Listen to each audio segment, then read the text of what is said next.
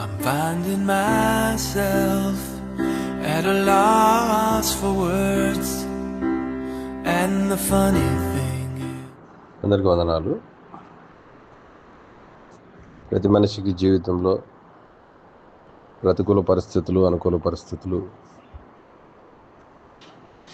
సుఖదుఖాలు జత చేయడం జరిగి ఉంది. ఈ మాటలను మనం బైబిల్ పరంగా కూడా పరిశీలించి ఉన్నాం. కానీ మనిషి అయినటువంటి ప్రతి ఒక్కరు కూడా ఒక మాటలో చెప్పాలంటే మనిషి జన్మ ఎత్తిన తర్వాత అని అర్థం. కొంచెం ఈ మాట కఠినంగానే ఉంటుంది.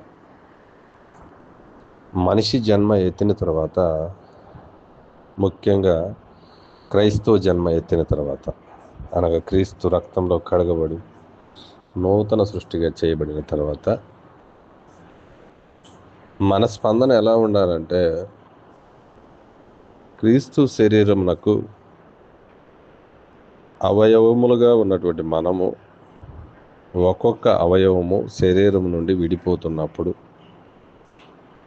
ఈ సమయంలో మనం నిద్రావస్థలో ఉన్నట్లయితే ఇంకా జరగవలసిన డ్యామేజ్ చాలా ఎక్కువగా ఉంటుంది.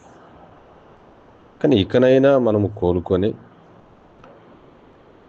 ఈ ప్రతికూల పరిస్థితులు సంఘంలో ఎందుకు దాపురిస్తున్నాయి అని, సంఘములో ఒక వ్యవస్థను దేవుడు నియమించి ఉన్నాడు కాబట్టి ఆ సంఘ వ్యవస్థ ఫస్ట్ మేల్కొనాలి. సంఘ పెద్దల దగ్గర నుంచి సంఘ కాపరులు, సంఘ బోధకులు, సువార్థికులు, ఈ వ్యవస్థ క్రీస్తు శరీరం అనేటువంటి సంఘమును సంరక్షించేటువంటి వ్యవస్థ. సంఘములో ఉన్న ప్రతి ఒక్కరిని పరిశుద్ధులను సంపూర్ణ పరిశుద్ధులుగా చేయనటువంటి వ్యవస్థ ఇది. క్రీస్తు సంఘము అనేటువంటి శరీరము క్షేమాభివృద్ధి చెందుటకు ప్రయత్నించేటువంటి, శ్రమపడేటువంటి వ్యవస్థ ఇది. పరిచర్య ధర్మము సక్రమంగా జరుగుటకు చూచేటువంటి వ్యవస్థ ఇది. ఈ వ్యవస్థే ఆ సంఘములో లేదంటే ఆ సంఘము వ్యర్థము, అది క్రీస్తు సంఘము కాదు. ఈ వ్యవస్థను మొత్తము కూడా ఒక వ్యక్తి చేతుల్లో తీసుకొని ఆ వ్యక్తికి దాన్ని నడిపేదానికి టైం లేకపోవడం, ఆ వ్యక్తి సంఘము కొరకు ఒకడే పాటుపడలేడు. కాబట్టి ఏమవుతుందంటే సంఘంలో అస్తవ్యస్త పరిస్థితులు ఏర్పడటం జరిగింది. అటువంటి అస్తవ్యస్త పరిస్థితులను మనం అధిగమించాలంటే సంఘస్థులందరినీ అందులో భాగస్థులు చేసినప్పుడే సంఘము సరైన విధానంలో క్షేమాభివృద్ధి చెందుతుంది. ప్రియులారా, వ్యవస్థలు ధ్వంసమైపోతున్నా మనం ఇంకా నిద్ర మేలుకొనక, మనం ఇంకా ఒకరిగానే ఏకపక్షంగా నిర్ణయాలు తీసుకుంటూ ఏకపక్షంగా ముందుకు వెళుతూ సంఘపక్షాన్ని ఆశ్రయించకుండా, జరిగేటువంటి పరిస్థితులకు సంఘాన్ని సమకూర్చకుండా, సమీక్షించకుండా మన పనిలో మనము బిజీగా గడుపుతున్నట్లయితే జరగవలసినటువంటి నష్టము ఎంతో గొప్పగా జరుగుతుంది. మన ఉనికిని మనము దేవుని ఎందుకు కోల్పోయేటువంటి పరిస్థితి ఏర్పడుతుంది.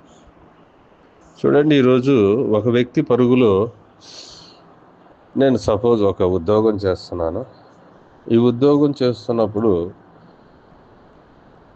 ఈ ఉద్యోగం నీకు గొప్పదా, దేవుని సేవ కూడా చేస్తున్నావు కదా, దేవుని సేవ గొప్పదా అంటే నేను ఉద్యోగం కంటే కూడా దేవుని సేవ చాలా ఉన్నతమైనదిగా చెప్తాను. ఎందుకంటే దేవుని సేవ కంటే కూడా నాకు ఒకవేళ ఉద్యోగము ముందు వచ్చి ఉండవచ్చు, కానీ దేవుని సేవ నేను చేయడం ప్రారంభించిన తర్వాత నా ఉద్యోగాన్ని ప్రేమిస్తున్నాను, నా కుటుంబాన్ని ప్రేమిస్తున్నాను. అంటే నా ఉద్దేశం ఇక్కడ నేనేం చెప్పాలనుకుంటున్నానంటే, ఉద్యోగాన్ని ప్రేమించేటువంటి వ్యక్తి ఉన్నతమైన ఉద్యోగాన్ని ఇంకా బాగా ప్రేమిస్తాడు. కుటుంబాన్ని ప్రేమించేటువంటి వ్యక్తి, కుటుంబానికి టైం ఇచ్చేటువంటి వ్యక్తి, కుటుంబంలోని భార్యతో మాట్లాడే వ్యక్తి, కుటుంబంలోని పిల్లలతో సఖ్యంగా, భార్యతో సఖ్యముగా ఉండే వ్యక్తి సంఘముతో కూడా సఖ్యముగా ఉండేదానికి ప్రయత్నిస్తాడు. మరి ఉన్నతమైనటువంటిది కుటుంబం కంటే ఉన్నతమైనటువంటిది దేవుని కుటుంబం, క్రీస్తు సంఘము, అది ఆయన శరీరము. యేసుక్రీస్తు దానికి శిరస్సుగా ఉన్నాడు, ఆయనకు తండ్రి శిరస్సుగా ఉన్నాడు. ఇది ఉన్నతమైన కుటుంబం. కాబట్టి ఇక్కడ వ్యక్తులు ఎక్కడ పొరపడుతున్నారంటే, కుటుంబానికి ఈ రోజుల్లో సమయం ఇవ్వటం లేదు. కాబట్టి దేవుని కుటుంబానికి ఎలా సమయం ఇస్తారు? తన ఉద్యోగానికి విలువ ఇస్తున్నారు. ఏది శరీర సంబంధమైన ఉద్యోగానికి ఇస్తున్నారు, కానీ నిజమైనటువంటి ఉద్యోగము దేవుని సేవ, దానిని ఈరోజు నిర్లక్ష్యం చేస్తున్నారు. దాని కొరకై పరుగులు తీస్తుండటంతో అలాంటప్పుడు సమర్థులను వాక్యమందు ప్రయాసపడు వారిని రెట్టింపు సన్మానంతో సంఘంలో వారిని సన్మానించమన్నప్పుడు వారిని నిర్లక్ష్యం చేయటం ఎంతవరకు సమంజసము? నిర్లక్ష్య ధోరణి ద్వారా మనము సంఘంలో కొన్ని పరిస్థితులను ఇబ్బందికరమైన పరిస్థితులను ఈరోజు ఎదుర్కోవడం జరుగుతుంది. కాబట్టి ఏ పనిని ఏ ఒక్కరూ చేయలేరు. కాబట్టి ఆ దేవదేవుడు ఈరోజు సంఘంలో ఒక క్రమాన్ని నియమించి ఆ క్రమం ప్రకారము ఈ పనులు జరగాలని చెప్పాడు. ఏ పనులు అంటే పరిశుద్ధులు సంపూర్ణ పరిశుద్ధులు అవ్వాలి, మరి క్రీస్తు శరీరం అనేటువంటి సంఘము క్షేమాభివృద్ధి చెందాలి, పరిచర్య ధర్మం జరగాలి. ఈ 3 పనులు జరగాలంటే సంఘము ఏకత్వం సాధించాలి. ఎందులో? విశ్వాస విషయంలో ఏకత్వం సాధించాలి. దేవుని కుమారుని గురించిన జ్ఞానం విషయంలో ఏకత్వం సాధించినప్పుడే వారు సంపూర్ణ పురుషులై ప్రతి ఒక్కరు కూడా సంఘం కొరకు పాటుపడేదానికి అవకాశం ఉంటుంది. కాబట్టి సంఘ క్షేమాభివృద్ధిలో ఈరోజు మన పరుగు ఎక్కడ? మనం సంఘానికి సమయం ఇస్తున్నామా? సంఘానికి సమయం ఇవ్వక ప్రతి పనిని ఆరాధనలో పెట్టుకుంటున్నాం. ప్రతి పని మిగతా 6 రోజుల్లో మరి సంఘ కార్యక్రమాలు ఎన్నో ఉంటాయి. ఏమి యవనస్తులకు ట్రైనింగ్ ప్రోగ్రాం చేయొచ్చు, మరి స్త్రీల కూడికలు జరపచ్చు, వాక్యానుసారమైనటువంటి విధానంలో మరి కొంతమందిని వృద్ధ స్త్రీలను వృద్ధ పురుషులను హెచ్చరించేదానికి ఒక కార్యక్రమాన్ని స్పెషల్గా పెట్టుకోవచ్చు. ఇవన్నీ ఆరాధనకు మధ్యలో జరగవలసిన కార్యక్రమాలు మనకు సమయం లేక ఆరాధనలోనే పెట్టేసి కలగూరగంపగా మార్చేసాం.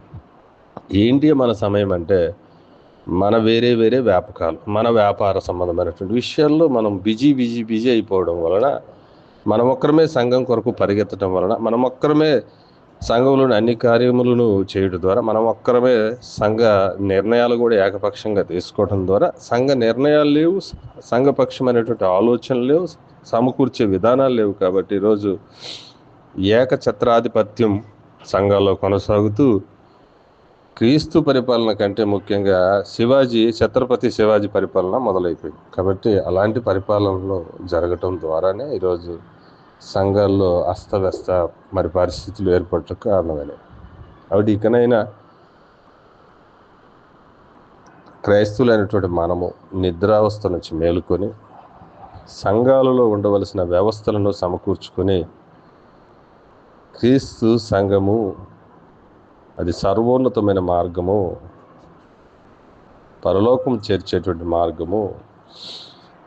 క్రీస్తు శరీరం అనేటువంటిది ఒక తెర, అది ఉన్నతమైనటువంటి మార్గము, నూతనమైనది. కాబట్టి ఆ మార్గంలో మనమంతా కలిసి కట్టుగా, ఎలాగంటే ఒక మాటను చూస్తే కొరింథీయులకు రాసిన పత్రిక, ఒక మాటను చూసి ముగిస్తారు. కొరింథీయులకు రాసిన పత్రిక, మొదటి పత్రిక,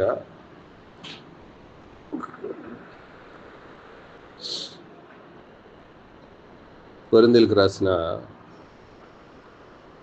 మొదటి పత్రిక 1వ అధ్యాయము 10వ వచనం చూస్తే, సహోదరులారా, మీరందరూ ఏక భావంతో మాట్లాడవలనని, మీలో కక్షలు లేక ఏక మనస్సుతోనూ ఏక తాత్పర్యముతోనూ మీరు సన్నద్ధులై ఉండవలనని మన ప్రభువైన యేసుక్రీస్తు పేరట మిమ్మల్ని వేడుకుంటున్నాను. అది ఏకభావం రావాలంటే మొట్టమొదట మన మాట అంతా ఒకటవ్వాలి. మన మాటలు కాదు కానీ దేవుని మాట మనదైతే ఆ మాటలు ఒకటవుతాయి. రెండవది, ఏక మనస్సు ఎలా వస్తుందండి? కక్షలు లేనప్పుడే వస్తుంది. కక్షపూరితమైన విరోధ భావాలు మనస్సులో లేనప్పుడే, ఒకరికొకరు ప్రేమతో వందనాలు చెప్పుకోగలిగినప్పుడే, హృదయంతో వందనాలు చెప్పుకోగలిగినప్పుడే ఈ ఏక మనస్సు అనేది మనలో వస్తుంది. అది లేనప్పుడు ఏక మనస్సు రాదు. ఏక తాత్పర్యం ఎలా వస్తుందంటే, మన తలంపులు దేవుని తలంపులతో మ్యాచ్ అవుతున్నప్పుడు. మన తలంపులు దేవుని తలంపులకు మ్యాచ్ అవ్వకుండా మీ తలంపులు నా తలంపులు వంటివి కావు, నా తలంపులు మీ తలంపులు వంటివి కాదని దేవుని మాటలో ఉంది.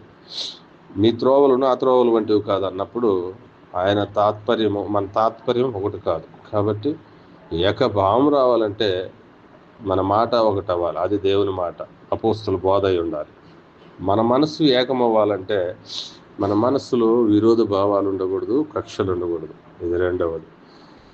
మన తాత్పర్యం అంటే ఈ బుర్రలోంచి వచ్చే మట్టి బుర్రలోంచి వచ్చే తాత్పర్యం ఒకటవ్వాలంటే మన తలంపులు దేవుని తలంపులు, అంటే బైబిల్లో ఉన్నటువంటి మాటలకు ఆ తలంపులకు అంగీకారయోగ్యమైతే సంఘంలో ఏకత్వం సాధించబడుతుంది, ఏక ప్రేమ వస్తుంది. కాబట్టి ప్రియులారా, ఈ యొక్క చిన్న మరి ప్రసంగము దేనిని ఉద్దేశించిందంటే, ఈనాటి క్రీస్తు సంఘములలో ఉండవలసినటువంటి ఐక్యత లేకపోవటం కారణాలు ప్రతి ఒక్కరూ పరీక్షించుకోవాల్సిందిగా, మనలో లోపాలు ఉంటే దాన్ని సరిచేసుకోవాల్సిందిగా, యోగ్యతను పరీక్షించుకున్నట ఎవరైతే ప్రారంభిస్తారో యోగ్యమైన నిర్ణయాలు తీసుకుంటారు. కాబట్టి యోగ్యత అనేది ఎవరికి వారు మరి పెంచుకోవాల్సిందే. అది యోగ్యత నువ్వు పెంచుకుంటే ధన్యత దేవుడిస్తాడు, ధన్యత నీవు కలిగి ఉంటే ఆశీర్వాదం కూడా ఆయన ఇస్తాడని నన్ను నేను హెచ్చరించుకుంటూ మిమ్మల్ని హెచ్చరిస్తూ ఈ వాక్య భాగాన్ని ముగిస్తున్నాను. అందరికీ వందనాలు.